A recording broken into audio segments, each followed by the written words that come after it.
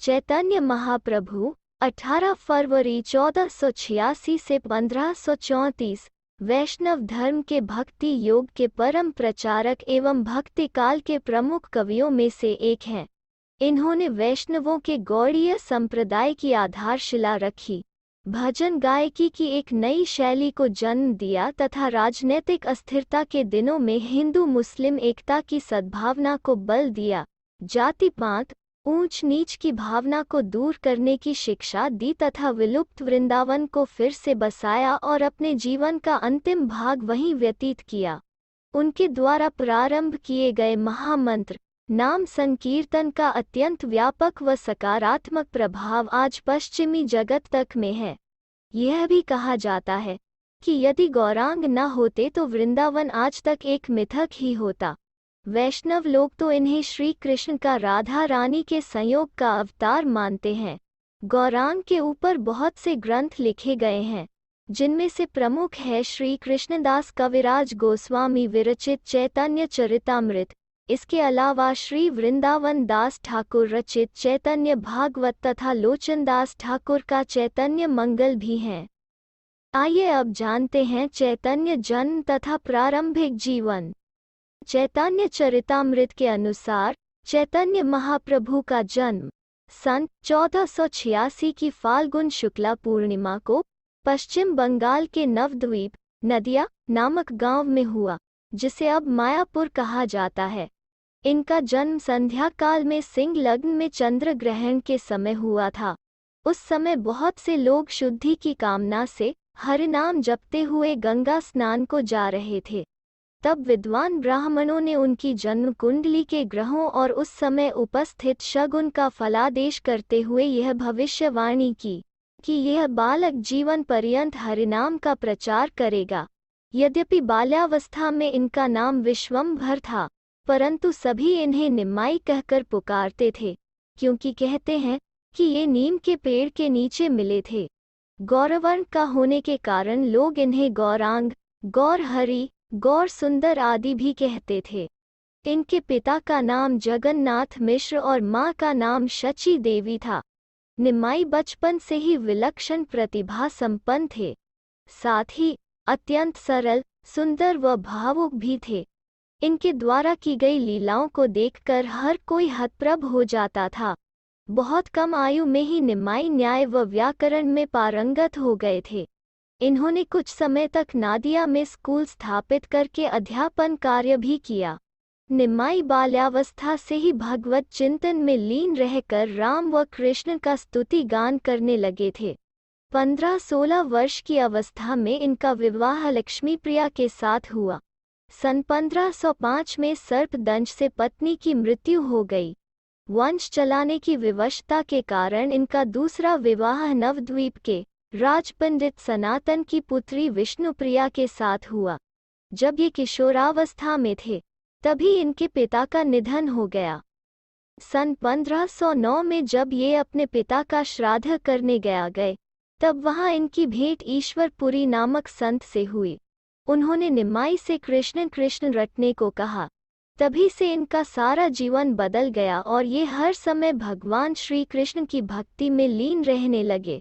भगवान श्री कृष्ण के प्रति इनकी अनन्य निष्ठा और विश्वास के कारण इनके असंख्य अनुयायी हो गए। सर्वप्रथम नित्यानंद प्रभु व अद्वैताचार्य महाराज इनके शिष्य बने। इन दोनों ने निमाई के भक्ति आंदोलन को तीव्र गति प्रदान की। इन्होंने अपने इन दोनों शिष्यों के सहयोग से ढोलक, मृदंग, झांझ, मंजीरे आदि वाद्य यंत्र बजाकर व उच्च स्वर में नाच गाकर हरि नाम संकीर्तन करना प्रारंभ किया। हरे कृष्ण कृष्ण कृष्ण हरे हरे, हरे राम राम राम हरे हरे। ये 18 शब्दीय 32 अक्षरीय कीर्तन महामंत्र निमाई की ही देन है। इसे तारक ब्रह्म महामंत्र कहा गया। वह कलियुग में जीवात्माओं के उद्धार हेतु प्रचारित किया गया था। जब ये कीर्तन करते थे तो लगता था मानो ईश्वर का आह्वान कर रहे हैं। सन 1510 में संत प्रवर श्रीपाद केशव भारती से संन्यास की दीक्षा लेने के बाद निमाई का नाम कृष्ण चैतन्य देव हो गया। मात्र 24 वर्ष की आयु में ही इन्होंने गृहस्थ आश्रम का त्याग कर संन्यास ग्रहण किया। बाद में ये चैतन्य महाप्रभु के नाम से प्रख्यात हुए।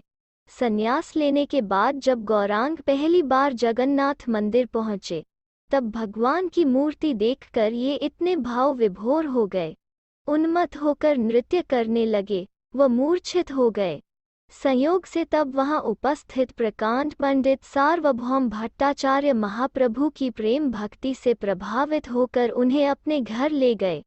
घर पर शास्त्र चर्चा आरंभ हुई, जिसमें सार्वभौम अपने पांडित्य का प्रदर्शन करने लगे। तब श्री गौरांग ने भक्ति का महत्व ज्ञान से कहीं ऊपर सिद्ध किया व उन्हें अपने षड्भुज रूप का दर्शन कराया। सार्वभौम तभी से गौरांग महाप्रभु के शिष्य हो गए और वो अंत समय तक उनके साथ रहे। पंडित सार्वभौम भट्टाचार्य ने गौरांग की शत श्लोक की स्तुति रची, जिसे आज चैतन्य शतक नाम से जाना जाता है।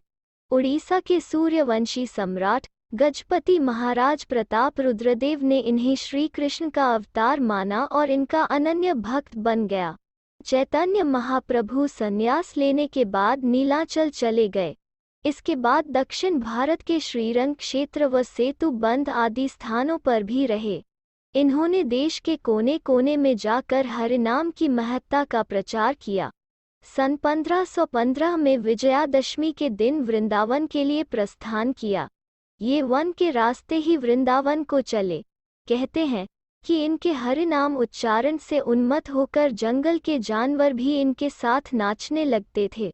बड़े बड़े जंगली जानवर जैसे शेर, बाघ और हाथी आदि भी इनके आगे नतमस्तक हो प्रेम भाव से नृत्य करते चलते थे। कार्तिक पूर्णिमा को ये वृंदावन पहुँचे। वृंदावन में आज भी कार्तिक पूर्णिमा के दिन गौरांग का आगमनोत्सव मनाया जाता है। यहाँ इन्होंने इमली तला और अक्रूर घाट पर निवास किया। वृंदावन में रहकर इन्होंने प्राचीन श्रीधाम वृंदावन की महत्ता प्रतिपादित कर लोगों की सुप्त भक्ति भावना को जागृत किया। यहाँ से फिर ये प्रयाग चले गए। इन्होंने काशी, हरिद्वार, श्रृंगेरी, कर्नाटक, कामकोटी पीठ, तमिलनाडु, द्वारिका, मथुरा आदि स्थानों पर रहकर भगवद नाम संकीर्तन का प्रचार प्रसार किया। चैतन्य महाप्रभु ने अपने जीवन के अंतिम वर्ष जगन्नाथपुरी में रहकर बिताए। यहीं पर सन 1533 में 47 वर्ष की अल्पायु में रथयात्रा के दिन उन्होंने श्री कृष्ण के परम धाम को प्रस्थान किया। चैतन्य महाप्रभु ने लोगों की असीम लोकप्रियता और स्नेह प्राप्त किया। कहते हैं कि उनकी अद्भुत भगवत भक्ति देखकर जगन्नाथपुरी के राजा तक उनके श्री चरणों में नत हो जाते थे। बंगाल के एक शासक के मंत्री रूप गोस्वामी तो मंत्री पद त्याग कर चैतन्य महाप्रभु के शरणागत हो गए थे। उन्होंने कुष्ठ रोगियों व दलितों आदि को अपने गले लगाकर उनकी अनन्य सेवा की। वे सदैव हिंदू मुस्लिम एकता का संदेश देते रहे। साथ ही उन्होंने लोगों को पारस्परिक सद्भावना जागृत करने की प्रेरणा दी। वस्तुतः उन्होंने जातिगत भेदभाव से ऊपर उठकर समाज को मानवता के सूत्र में पिरोया और भक्ति का अमृत पिलाया। वे गौड़ीय संप्रदाय के प्रथम आचार्य माने जाते हैं। उनके द्वारा कई ग्रंथ भी रचे गए, किंतु आज एक शिक्षाष्टक के सिवाय अन्य कोई ग्रंथ उपलब्ध नहीं है। उन्होंने संस्कृत भाषा में भी तमाम रचनाएं की। उनका मार्ग प्रेम व भक्ति का था। वे नारद जी की भक्ति से अत्यंत प्रभावित थे, क्योंकि नारद जी सदैव नारायण नारायण जपते रहते थे। उन्होंने विश्व मानव को एक सूत्र में पिरोते हुए यह समझाया कि ईश्वर एक है। उन्होंने लोगों को यह मुक्ति सूत्र भी दिया, कृष्ण केशव कृष्ण केशव कृष्ण केशव पाह्याम, राम राघव राम राघव राम राघव रक्षाम।